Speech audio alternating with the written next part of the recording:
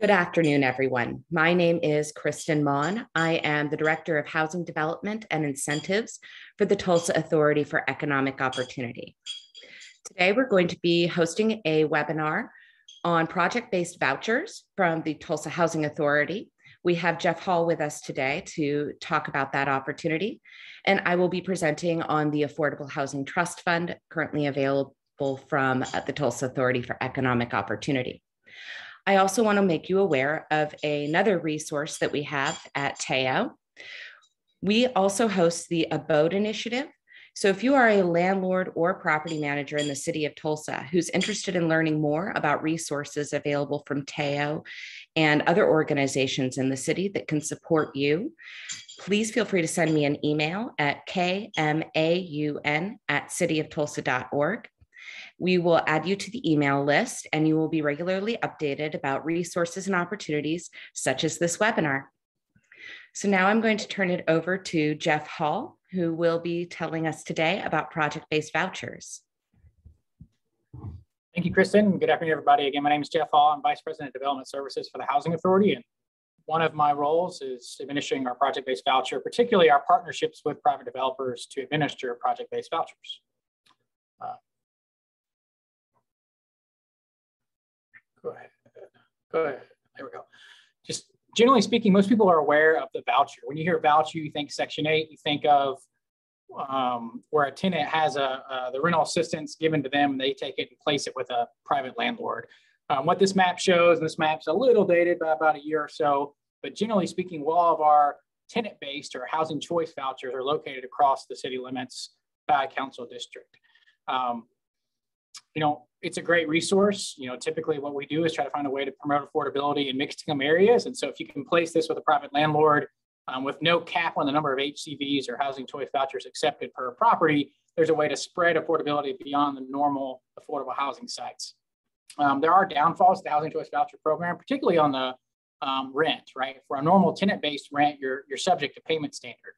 Well, what HUD came up with several years ago and what THA implemented starting in 2018 is being able to set aside 20% of your overall housing choice voucher cap, which for the City of Tulsa is roughly 6,000 vouchers, to place-base those vouchers, or to take that rental subsidy that normally is held by the tenant and taken property to property, and place-base it at a single property fixed to a certain unit or address. So that way, as tenants change, that affordability is locked on that unit. So it creates perhaps some more stability there for the landlord, right? Because they can count on that rental assistance so long as the unit's leased for a period of time up to 20-year contracts. But what's also nice is that you can have a rent that's better than payment standard. Right now, payment standard is 93% of fair market rent.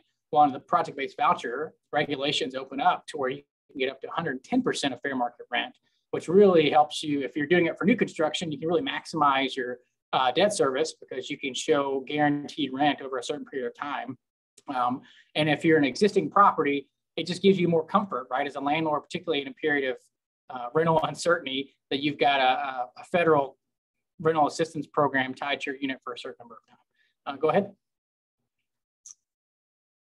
So as I've talked about, what are project-based vouchers? So when HUD really wanted to look at how do you deconcentrate poverty and get away from just large concentrations of subsidized housing, housing choice vouchers were the first step. And the second step was project-based vouchers, like we've talked about. So tying that subsidy that's normally tenant-based, they carry property to property, and tying it to an actual unit itself. So if the tenant changes, so long as that tenant that's moving in qualifies for the program, the landlord can maintain that subsidy, regardless of how many tenants may come in and out of the unit, so to speak. Hopefully it's a long-term tenant, but you know what I mean.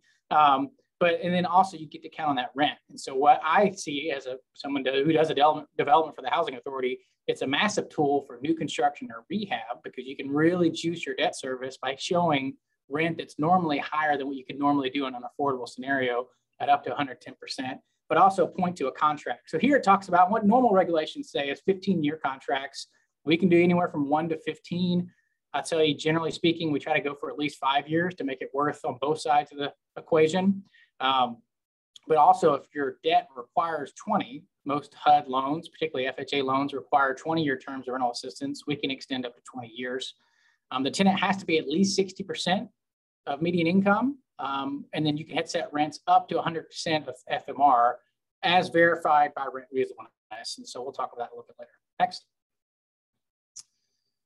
So why should you participate? Again, I think for us as THA, and I think Kristin would agree from TAEO, is there's a large need for affordable housing, new affordable housing in Tulsa. But we all know, particularly right now with COVID, new construction isn't always a solution. So how do you take existing multifamily units and expand affordable housing that way? The PVV program is a perfect way to do that. Your unit would obviously have to, the tenant would have to meet the regulations and eligibility to participate, meaning their income can't exceed 60%. But from there, you still get to, as landlords, set the suitability. So you can determine kind of the type of tenant you're searching, so long as it's within regulations of fair housing, and then set that rent up to 110%. And so what is rent reasonableness? So what rent reasonableness is we'll take the unit you have, so by bedroom size, the location and the amenities, and then go and find up to 3 comparables like you would for a market study and say, what are the rents at the comparables? How does that compare to your unit? What are the differences that could maybe inch your unit up, so to speak, or down? What are those, what are those variations, and how do we get, and how does that compare to that 110% FMR mark? So what is fair market rent? Fair market rent is something that's published by HUD annually. In fact, 2022 FMR just came out a few weeks ago, and they'll go into effect for anything that comes online after March of next year. Fortunately for Tulsa, 2022 FMRs went up across the board, which is a good thing. And so as you submit that, and you submit your application to us for project-based vouchers, and you say, I want to go the full 110% FMR, what I typically encourage applicants is to go ahead and submit what your market study is or what your comps are, so it's easier for our folks to do the rent reasonableness. Otherwise, we'll do our general study, typically using gosection8.com or a few other just general rent.com or things like that, apartments.com, to find those comps and make sure that your rent you're asking for is reasonable, meaning you're not asking for, and I'm going to make up a number, but $2,000 a month for a 1-bedroom unit, right? Perhaps downtown that would make sense, but in most parts of the city that's not reasonable. And that's really our screen there. But 110% of FMR, for instance, at a 2-bedroom unit right now, is still over $1,000, almost $1,200 a month. That's great, a great rate. Next. So what are the eligibility requirements for the actual project-based vouchers? This isn't talking about what the tenant needs to be eligible. This is more so for the actual contract with us and you as the private landlord or owner of the multifamily or single-family unit. They can go in single-family units. So generally speaking, what HUD looks like are what's called site neighborhood standards. And so is it an area of opportunity? Is it near services, transportation, shopping? If it's, and this is big key, HUD doesn't want you to displace tenants just to add subsidy. And so if you're going to submit an application that says, I'd like 10 project-based vouchers for my 100-unit property, but all 100 units are 100% leased, you can't displace someone just to then bring someone in that's eligible. And so we would have to ensure those tenants that are currently occupying the unit are eligible to receive that subsidy or benefit from that subsidy before we can enter into the contract, which makes it a little bit more difficult.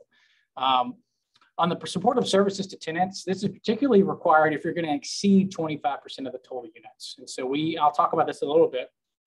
We have a rolling RFP, so you can submit an application at any time for project-based vouchers. And typically every 30 to 60 days, our committee meets and refers those to our board for approval. Regulations say that you can't exceed 25% of the total units in a building or a project unless it's single family.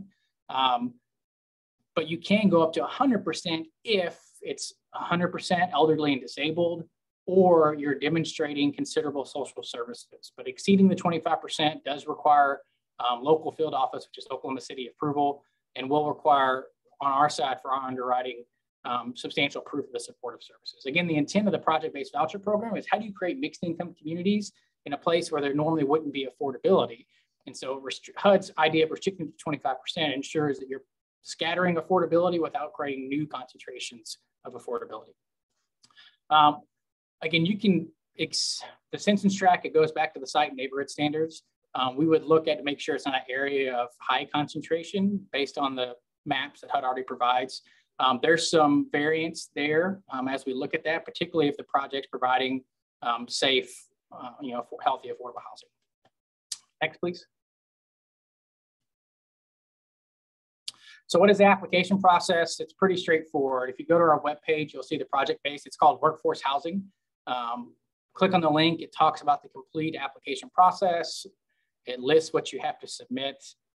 Generally speaking, what are we looking for? We want to know what is the project. So is it an existing property that you're wanting to add affordability to? Are they units that are already rehabbed or in a good place to where we can immediately enter a contract? Meaning you don't have to do any kind of work, any kind of construction to either build the units or rehab the units in order to make sure they would pass inspection. If that's, we need to know what that is. We need to know how many units you're requesting. Again, if it's going to be up to the 25% or if it's going to exceed 25%, you're supporting documentation on, is it elderly, disabled, or considerable supportive services. And then we need to know the rents you're requesting. And so a lot of people know, well, what rents can I get for project-based vouchers? As we've talked about a lot already, it can go up to 110% of fair market rent, subject to your rent reasonableness. And so you still have to request the rent, and then we would do the underwriting to ensure it. One thing of note, particularly because this is a federal rental assistance program, we also ask about your utility allowances. And so I would encourage you to, what we typically use for our own projects, because it's a known published documentation, is what the state finance agency publishes, which is Oklahoma Housing and Finance Agency for utility allowances. But you want to take your requested rent and your requested utility allowance, because we'll have to ensure both of those get you within the 110% of FMR. And then lastly, we would like to see, if, particularly if your application is a part of a rehab or new construction project, we have to see your sources and uses in Excel. We'll underwrite it to make sure you're not asking or receiving more subsidy than you're supposed to. It's called a subsidy layer review. What I'll offer every developer that's considering it is to email me first. Let's have a conversation about your project. I can give you tips about filling out the application. I can give you some honest feedback on if things you're requesting won't pass. For instance, if you're requesting $2,500 a unit for 2-bedroom, I can tell you right now it's going to exceed 110%, and we can have that conversation. Our goal is to sign as many project-based voucher contracts as we can so we can meet our 1,000-unit cap. That would be a good problem to have. So once we have a conversation, you submit your full application. Members of my team will do initial underwriting, and then we present to a PDV committee. That committee ultimately will recommend an award to our board. It's usually just that next step. If you're exceeding 25%, it then has to go to Oklahoma City. And so if it had to go to Oklahoma City, once we get their approval, which normally takes about a week, it can go to our Board of Commissioners for final approval. Only our board can enter into a contract. And once they issue their approval, it's either one or two things or both. And so if it's in conjunction with a considerable rehab project or new construction, if you're submitting for low-income housing tax credits or using home funds or housing trust funds, we would enter what's called an AHAP, which is anticipation enter into a housing assistance payment contract. That's a mouthful. And so that just means that we commit to you affordability once your units are built in inspectable condition. Once they're inspected, we'll enter into the actual contract and pay you monthly once it's leased. If your unit's already existing, so you just bought a property, it's already in great condition, you maybe already be accepting housing choice vouchers, you want to flip that to project-based vouchers, we'll skip the AHAP step. Once the Board of Commissioners approves it, we'll then just complete a housing quality standards inspection, and within 2 weeks of that execution, and then we'll enter that contract. And so it is our hope with this process is that through our support, so if you reach out to me first, we can kind of navigate the waters a little bit. So you have a very quality application that goes to our board. We're placing affordability in parts of Tulsa that may not have any affordability or very little, and we're putting in high quality units. Once the HAP contract is signed, we have to inspect 100% of the units you're requesting. So not your non-affordable units, but all of your affordable units within the first year. And then it's just a percentage of those units every year after that during your contract period. After the end of your contract period, whether that's 1 year or 20 years, you can request to renew that contract, or you can remove the project-based voucher affordability if you choose at that point. Our hope is that you keep it there. Trying to think. Can one developer have two applications? Absolutely. I mean, obviously, if it's for the same project,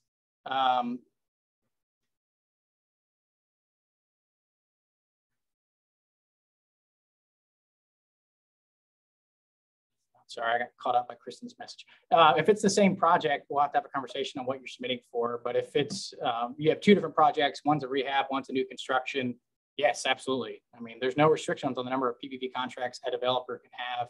It's just we enter into the contract with the eventual ownership entity, whoever that may be. Was that all the slides, Kristin? It may be. If that's the case, what other questions? I just flew through all of it in like 5 seconds. Yeah, please feel free to type any additional questions that you have in the Q&A box. While we're waiting, I'll just continue to ramble. So as I mentioned, we have 20%. So roughly 1,000, almost 1,200 units are available for project-based vouchers. So far, we've got 170 placed in service. So we have contracts for 170 units. We have pending applications for another about 100, and well, another 200 units. Some of that's some of our own work that we're doing. So all that's to say, we have plenty of bandwidth, and our hope would be to have a problem to where we don't have enough units left, right? And we have to actually close applications. We're nowhere near that now. This is a great tool, in my opinion, to really spread affordable housing in Tulsa. And if you're a developer or a multifamily owner or even single family that's already accustomed to the Section 8 program, this is an easy shift. That way you can lock in that affordability and not have to worry about the tenant leaving and taking that great rental subsidy somewhere else.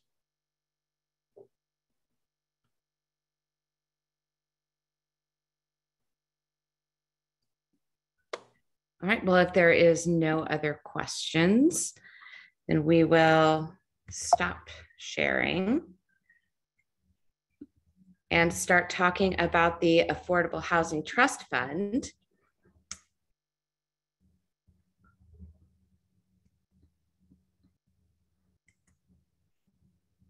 In one moment. All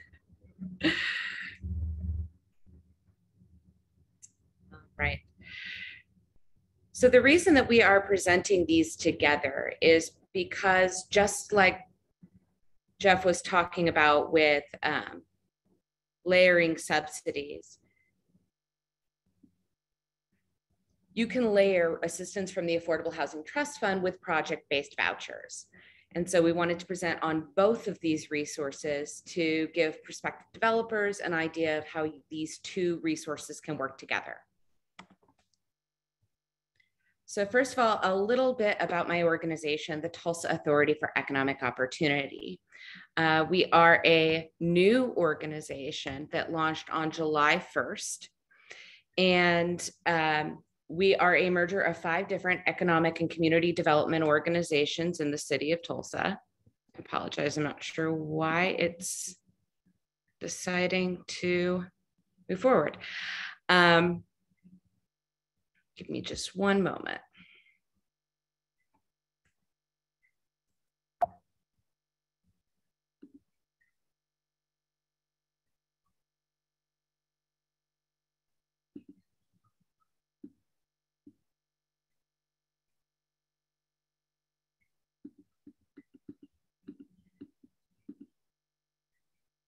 I apologize.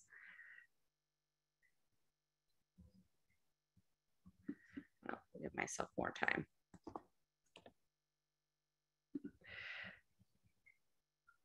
Thank you for understanding the technical difficulties. So as I said, the Tulsa Authority for Economic Opportunity launched on July 1st and is a merger of 5 different economic and community development organizations. So our focus is on how we can use the collective assets in Tulsa in order to support economic growth, increase shared prosperity, and promote racial equity.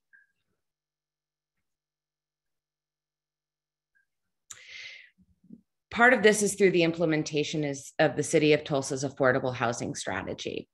This was adopted in December of 2019, and it is how we work together with our partners, including the Tulsa Housing Authority, to promote the development of affordable housing throughout the city of Tulsa. A cornerstone of this was the creation of the Affordable Housing Trust Fund, which is a citywide fund for the production and preservation of affordable housing. The Affordable Housing Trust Fund has 4 programs: affordable housing development, homebuyer assistance, landlord incentives, and rental assistance. Today, I'm just going to be talking about affordable housing development, and that program. However, tomorrow on October 26th, we will be having an information session on all 4 of the Affordable Housing Trust Fund programs, as well as discussing the application and review process. If you are planning to apply to the Affordable Housing Trust Fund, it is required that you attend an information session or watch a recording of an information session prior to submitting an application. To make you aware also of our application requirements, we are always open for applications, but do have an upcoming cutoff date to be reviewed in our 4th quarter review, which is scheduled for December by the Affordable Housing Trust Fund Committee. Those applications have to be submitted on or before November 1st of 2021.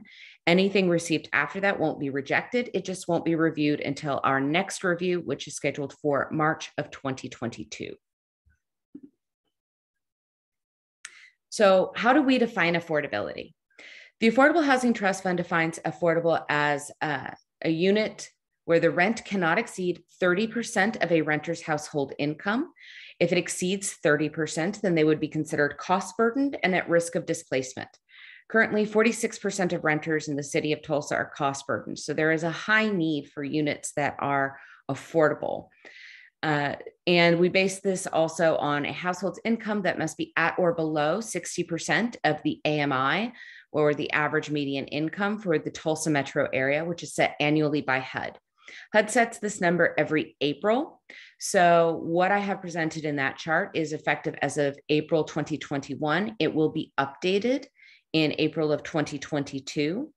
So as we look towards long-term affordability for a project, the rates that you would be able to charge for the rent are going to be reflective of the rise in income in the community and fluctuate accordingly. So there is a tremendous need for affordable housing in the city of Tulsa. More than 4,000 affordable units are needed to meet current demand. We also have an overall shortage of housing supply. In 2021, we are almost at 96% occupancy. To give you an idea of how high that is, our 10-year average is 90%. So where we have a lot of households who are looking for a vacant unit, we hear from various community partners that it can be a rush of households trying to get into a vacant unit, particularly affordable unit or one that takes Section 8 or uses project-based vouchers. So if you are looking to develop a residential rental property by providing affordable housing, you're really going after a unique opportunity. We also have received reports that landlords are deferring maintenance or listing properties for sale. So our overall housing supply is decreasing.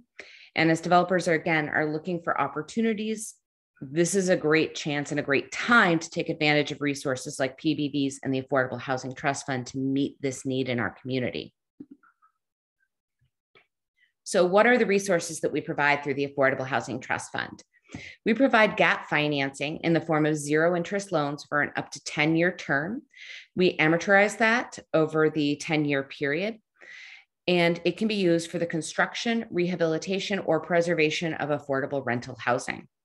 Developers must commit to a 15-year affordability requirement, and you can make that work with the project-based vouchers. So if you have a 15-year contract with THA for the PBVs, then that would be consistent with our 15-year affordability requirement.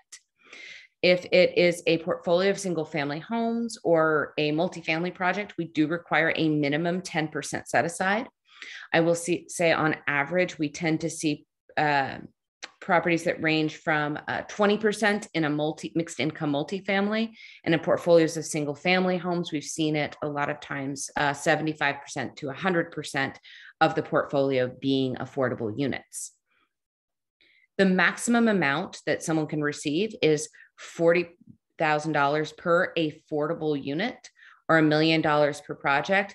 But I do want to make you aware that our average and what we see requested and recommended by the Affordable Housing Trust Fund Committee is usually around $25,000 per unit and about $20,000 or less of the total project cost.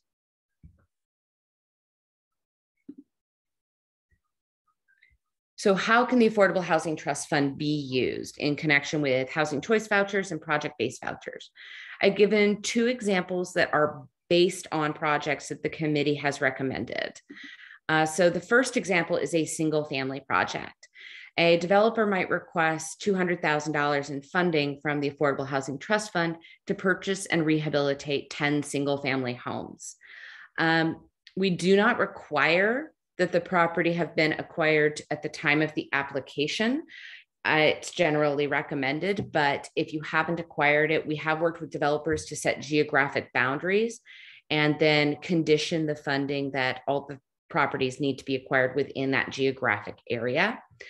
We then enter into a term sheet and subsequent development agreement that the 10 single family homes that will be purchased and rehabilitated will then be rented to households with Section 8 housing choice vouchers for at least 15 years. Another example is a multifamily project. So a developer might request $300,000 in funding for 15 units to be affordable in a 50-unit new construction multifamily apartment building. And then because they plan to use project-based vouchers, we would condition that upon them entering into the contract that would receive final approval from THA for PBVs for at least 15 years.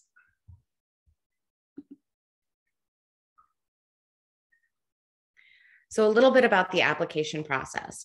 As I said, applications are accepted on a rolling basis and are reviewed quarterly by the Affordable Housing Trust Fund Committee. So applications have to attend an information session prior to applying. We do have that information scheduled for tomorrow. If you would like to register, go to www.cityoftulsa.org/housing. You will see a link for the Affordable Housing Trust Fund, and there you will find a copy of our policy, a copy of a chart with what rental rates are permitted based on 60% AMI. You also see a description of the programs, and finally, a place where you can register for our next upcoming information session. When submitting the policy document is also available online, which includes a copy of our application and the description of what's required in a project proposal. So the applications should include a project proposal and additional documents that we specify.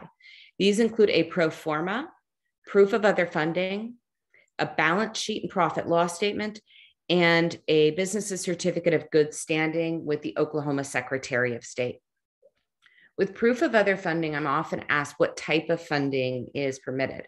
Really, this is a loan and it is intended to be gap financing. So the proof of other funding, for example, if you're using private financing, we would take a letter from a financial institution that you have an established line of credit. If you have entered into a promissory note with a financial institution for the purchase price of the property, we would want to see a copy of that promissory note. So that's an example of the type of proof of other funding we've seen. We've also worked with individuals who are applying for funds from, for example, from the City of Tulsa for home. So if you have any questions about what your proof of other funding should look like based on how you're planning to finance a project, please do not hesitate to reach out to me. I'm more than happy to talk to you about what would be sufficient to meet that requirement. Also, if you have any questions about the project proposal or application, I'm always available.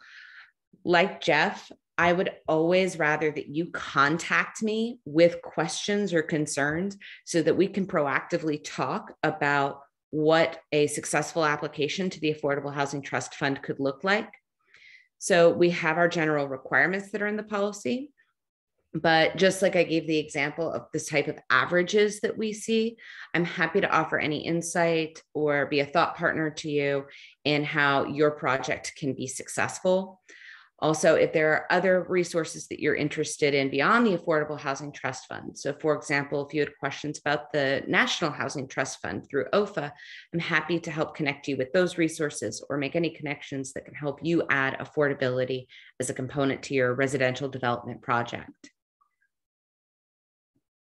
So here's a little bit about how the review process works. Submit the applications directly to me. I've included my email address, kmaun@cityoftulsa.org. TAEO staff will initially review the applications to ensure they're complete and consistent with the Affordable Housing Trust Fund policy. So if they are incomplete, I will reach out to you and we can discuss whatever is missing and what additional that we need. I may also ask for additional things that weren't specified to help you with your review from the committee. So for an example, when we have people apply to do single family rehab projects and they have a history of doing those projects, I encourage people to submit before and after photos of previous rehab projects they've done. It's not necessarily a requirement, but it's something that really helps the committee to visualize what your project's going to look like. And I think does a lot to show an applicant's credibility and expertise. Only complete applications are reviewed by the committee each funding round. If it is incomplete, we don't reject it outright. We just defer it to the next round of review so that we have more time to work together and help you to put together a complete application. You've heard me mention several times the Affordable Housing Trust Fund Committee. So it is comprised of 8 to 12 community members who are appointed by the TAEO Board of Trustees to review applications. The committee is really a special example of the commitment that TAEO has to community-informed investment and engagement. So the committee members have a number of diverse perspectives. All of them are experts in different aspects of housing. We have a committee member who is well-versed in understanding financing, another who is a Section 8 landlord himself, who has a lot of experience in rehabbing projects. We have an expert on HUD policy. We have an attorney. So each committee member brings their lens and helps to ensure that the Affordable Housing Trust Fund recommendations are reflective of the community needs and what the City of Tulsa needs to grow and as we add affordable housing units. So the members recommend to TAEO what applications should receive funding, the amount of funds to be assigned, and the terms of the award to be included in the written agreement. An example of terms that we've seen included in agreements, for example, if you are applying for project-based vouchers, we might require that the funds be contingent upon THA giving final approval of that HAP contract. Another example of a term of award that we have seen is requiring that a landlord participate in the City of Tulsa's Gold Star Landlord Program. Committee members also have the discretion of asking for additional information or requesting presentations from applicants if they need to know something more to inform their decisions. 2 examples of how that's worked. One, I've seen them absolutely request before and after pictures of previous rehab projects. They really do like to get to know the work of applicants, and they like to be engaged. A second example is where someone was interested in doing a very novel construction idea, and the committee was interested in learning more. We had a presentation from someone they were working with on the construction. So I will say when committee members request additional information, it's usually just about wanting to learn more and be really engaged with the applicant. And I see it as a great opportunity for the applicant to promote themselves and also provide education for those who are really knowledgeable about housing in our community, about their unique contribution to the City of Tulsa's economic development. So based on the committee's recommendation, I draft a term sheet. You've heard me mention that a few times. What a term sheet is very basically the terms and conditions of the funding that we will provide. It's the bare bones of what would ultimately go into a development agreement. The recommended applicant has the option of accepting or rejecting the term sheet. There's not a tremendous amount of room for negotiation in this. We can't deviate from what the committee recommends. If something substantial needs to be changed from the time of the application to what's in the term sheet, we do have to go back to the committee. If it is things like scheduling, there can be some leeway and maneuverability, but any essential terms are encapsulated in the term sheet and can't shift from what the committee has recommended. If the term sheet's accepted, then we draft a written development agreement incorporating the application and recommendations of the committee, and that is submitted to the recommended applicant. The development agreement will then go to the TAEO Board of Trustees. They are the ones who have the final approval. Once the TAEO Board of Trustees approves the agreement, then we send it to our recommended applicant for their signature. And then it goes to the mayor's office for his signature because he is chairman of the TAEO Board of Trustees. Once we receive that final agreement, then funds will be dispersed based on the terms of the agreement.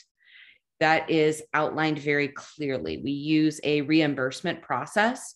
So in order for the funds to be received, we generally need invoices, just proof of what's spent, and then we disperse them either from TAEO directly, or we might be working with the Tulsa Community Foundation on a specific project because they serve as our nonprofit fiscal agent.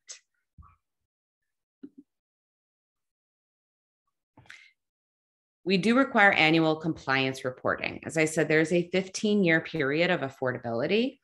During that 15-year period of affordability, developers are required to complete an annual certification showing that they are meeting the terms of the agreement.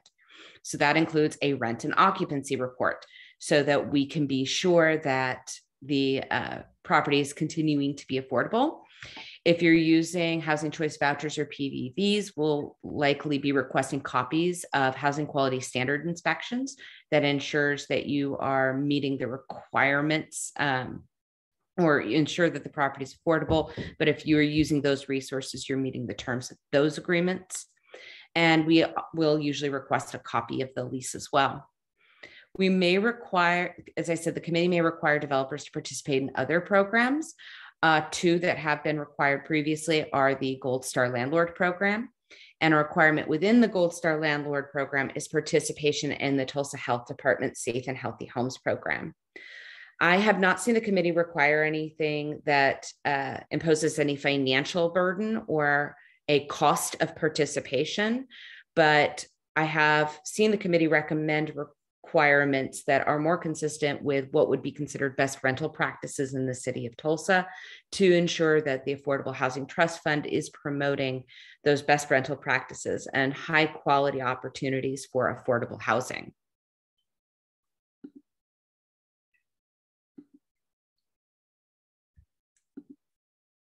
All right, and there is your very quick overview of the Affordable Housing Trust Fund's Affordable Housing Development Program. As I said, we have an upcoming information session tomorrow, and you can register for that at cityoftulsa.org/housing. And we will have much more information, not just on the Affordable Housing Program, but also on our Home Buyer Assistance Program, Landlord Incentives Program, and Rental Assistance Program.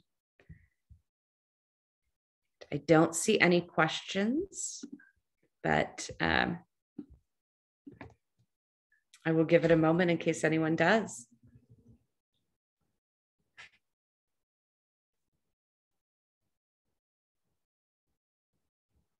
No, I guess I gave a wonderful presentation since we have no questions. Well, if you don't want to ask the question publicly, like Jeff, I really encourage you to reach out to me.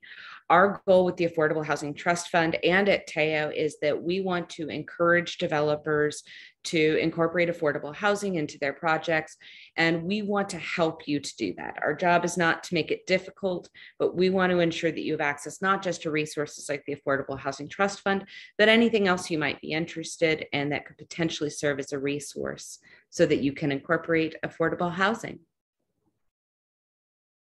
All right. And if there are no other questions, I thank everyone for joining us today. As I said before, we have recorded this presentation and it will be available later on the City of Tulsa's YouTube page. Thank you, everyone, and have a nice day.